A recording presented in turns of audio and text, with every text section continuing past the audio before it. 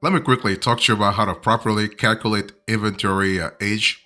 And if you are interested in optimizing your inventory, you got to really think about aging your inventory properly. I mean, calculating the right age. So here's a methodology I want you to pay attention to. An inventory aging reports helps you do a lot of things, okay? But the most important thing it helps you do is that it helps you categorize your inventory by how long it's been sitting in your warehouse or fulfillment center. And so it's one of those things where you got to have the right method and you got to have the right strategy, okay? So aged inventory is products in stock that are subject to low demand. That is, they sell slowly or sometimes not at all. I mean, God forbid they don't sell at all at their full retail price. So when products languish on warehouse shelves for an extended period, they may lose their market relevance, actually incur storage cost, and take up valuable storage real estate for new products with more market relevance. So tracking and reporting inventory agent is actually quite essential for any kind of small business, okay? Because it directly impacts cash flow, profit margins, and overall operational efficiency. So, what is an inventory agent report? You might ask, because if you think about aging your inventory, you got to have a report. And so, an inventory agent report, also known as an aged stock report, is actually a strategic tool that provides that actually gives you a snapshot of the age distribution of products in stock. It really categorizes inventory based on how long the business has held items, usually in brackets such as 0 to 30 days, 31 to 60 days, and 61 to 90 days. So, by visualizing how long products have been in inventory, you can gain insight into potential issues such as slow moving items, too much inventory, and obsolete inventory. Okay, so reports can also indicate when merchandise might be due for a markdown, which could really prompt a sale in turn.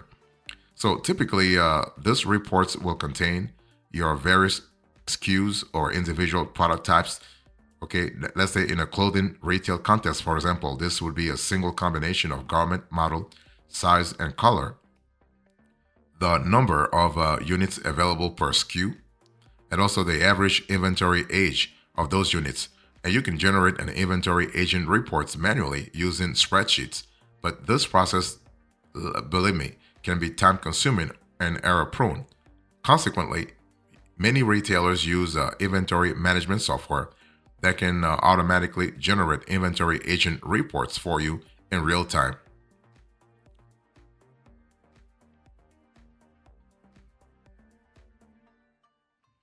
So let me give you a few tips here. If you think about calculating inventory agent, you got to have the right method. You got to have the right strategy. Okay. So let me give you the first tip.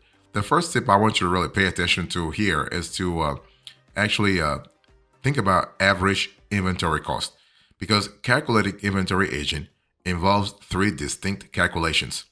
The three inventory agent calculations you'll need to know are average inventory cost of goods sold, and inventory turnover ratio. Let me repeat: average inventory cost of goods sold, and inventory turnover ratio (ITR). So let me first talk about the first one. So average inventory cost. So average inventory cost refers to the value of inventory over a set period. Okay. And that period can be 1 month, can be a 1 year, can be 1 quarter, can be a 6 months. It really depends on your sales cycle, depends on your operations, or let's say your calculation interval. And although inventory balances can rise and fall with the retail seasons or with shipping and receiving schedules, average inventory cost gives you a sense of overall inventory valuation despite these fluctuations. So to calculate the average inventory cost, you can use this formula. I'm going to put this on the screen. Okay. So average inventory cost equal annual cost of goods sold divided by total ending inventory. Again, the formula is on the screen. Average inventory cost equal annual cost of goods sold divided by total ending inventory. So the cost of goods sold actually refers to the price of producing the goods a small business sells, cost of goods sold covers expenses that arise directly from production, like raw materials or labor cost, and indirect cost like overhead. So to calculate cost of goods sold for input into your average inventory cost calculation, use this formula. I'm going to put this on the screen once again. So cost of goods sold equal beginning inventory plus purchases minus inventory, minus ending inventory. So beginning inventory is the amount of inventory you still have from the previous reporting period. This can be a month or quarter. Ending inventory refers to inventory you didn't sell during that same period.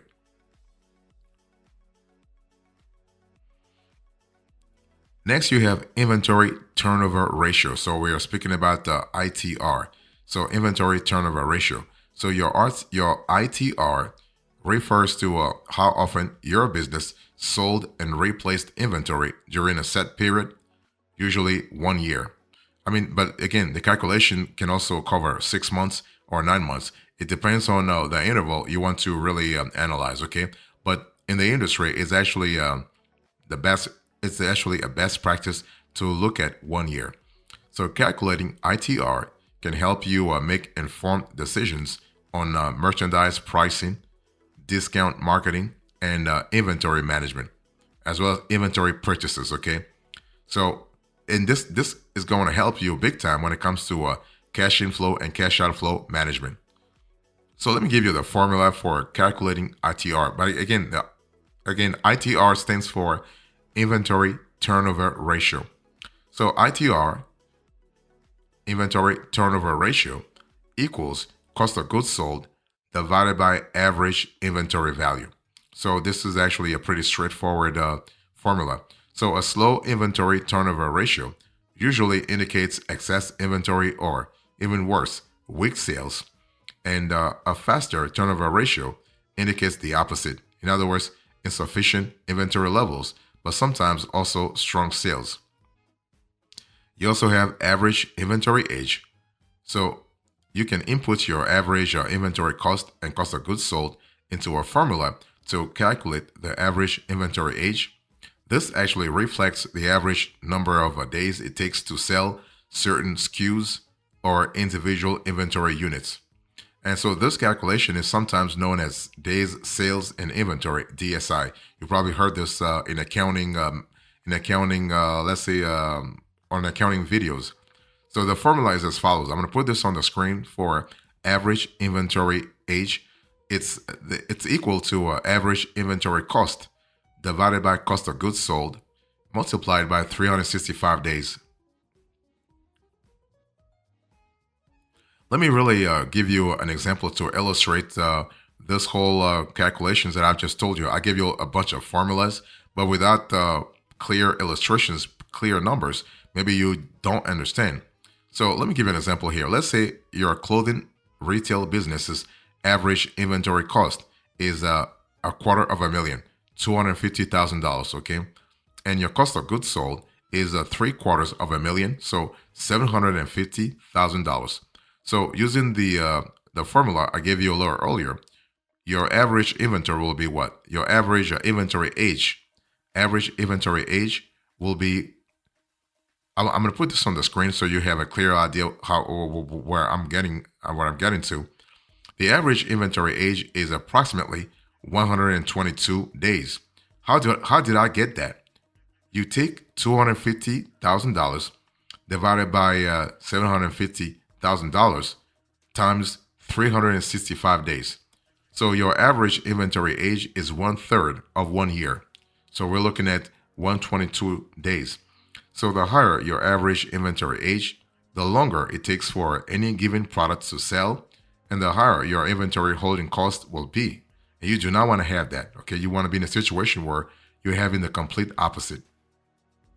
So the lower your average inventory age, the higher your customer demand, which means you need to be extra vigilant about reordering stock on time. So generally speaking, an ideal inventory age, an ideal average inventory age is between 60 and 90 days, but an item typically is not considered dead stock until it hits 180 days. So it's one of those things where if I were to go to the example I just took here, where we calculated 122 days, you're like a borderline between not like slow moving and dead stock. Okay, you always want to be you want to be two digits. Don't Once you get into the three digits, when it comes to average inventory age, you are like in dicey territory, and you still need to really manage to optimize you'll need to optimize your inventory a lot better.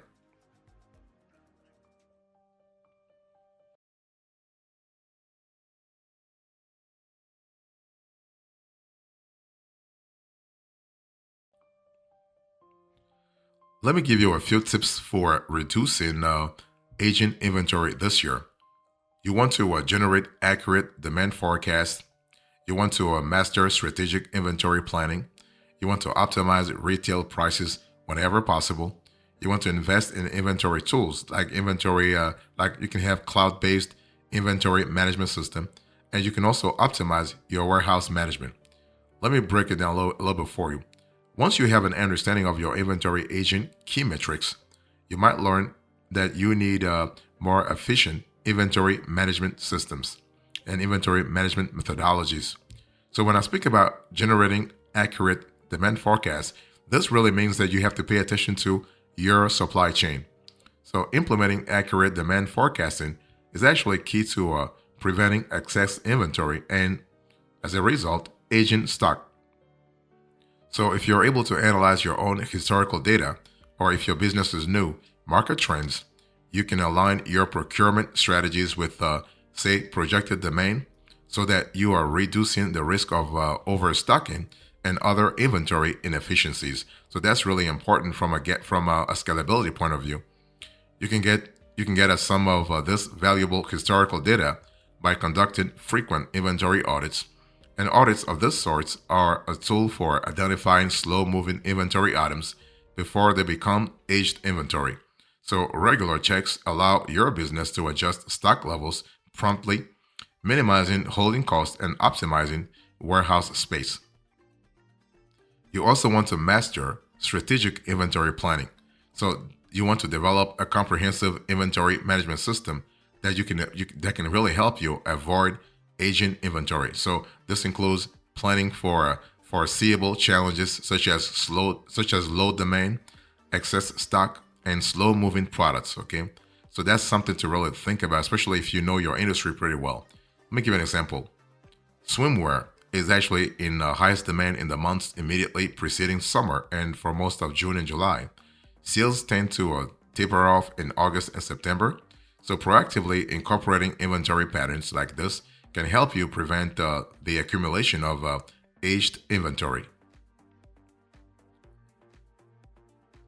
You also want to optimize retail prices. Let me break it down a little bit. So regularly review and adjust retail prices based on things like you can have a market demand, right? You can also look at product life cycle, so you can prevent inventory from aging and offload also in the same process obsolete inventory. So strategic pricing can stimulate sales, reducing the likelihood of items sitting on shelves for extended periods. And some pricing strategies include discount and bundled pricing, competitive pricing, and penetration pricing also. So discount and bundled pricing, offering sales and marketing promotions, is actually one of the more common ways to offload obsolete inventory. You can temporarily discount a particular SKU or put it on clearance, or you can bundle slow-moving SKUs with top performing ones. You can also think about competitive pricing, so you want to set your prices based on what the competition charges for similar products. Or you can also think about penetration pricing. So, in a very competitive market, penetration pricing involves setting prices low upon entry and raising them as customers get better acquainted with your brand. So, if you're not in a financial position to adjust prices just yet, you can just consider improving your product listings, make slight changes to a product's photos and descriptions copied to prompt sales. You can also add social proofs like reviews and testimonials or implement cross-selling to prompt shoppers to buy products that are complementary to those already in their cart. So that's kind of cool. You also want to invest in inventory tools. So investing in advanced inventory management tools can really help you big time. Why? Because you are trying to automate the inventory management system.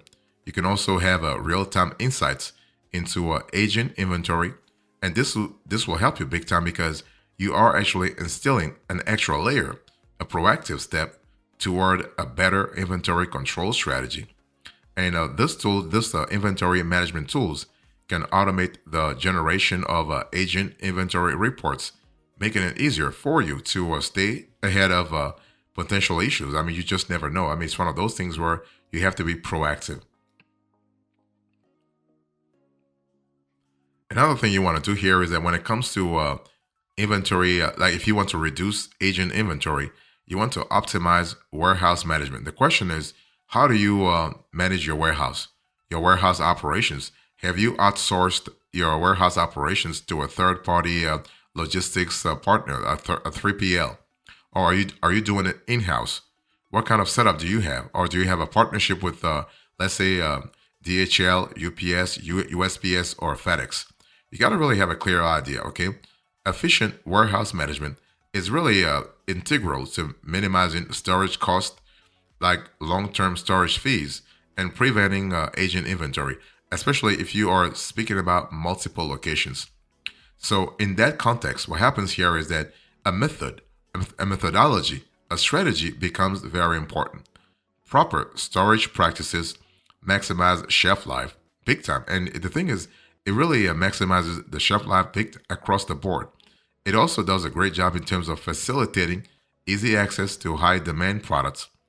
You can, for example, enhance warehouse management through real-time inventory tracking and supply chain management software.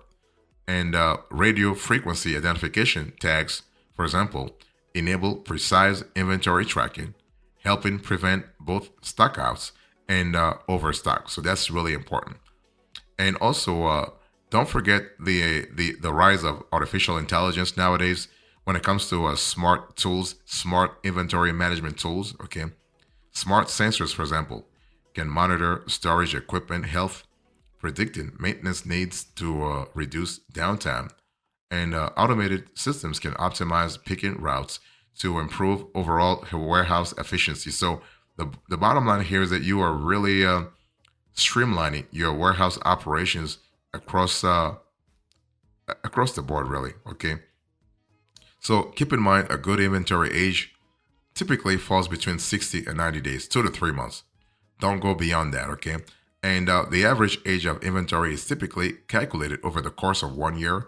Don't really do it over 3 years or 2 years. No, 365 days. That's a decent sort of time frame.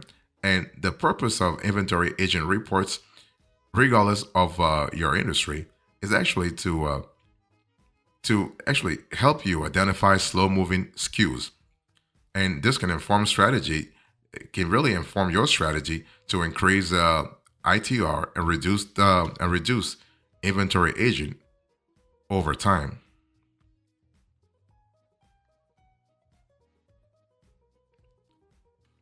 So in conclusion to this conversation, I spoke to you about inventory agent reports. I gave you the methodology, the tips, the hacks, and now the conclusion. Thank you so much. God bless you. I will see you next time. Until then, remember, stay marvelous.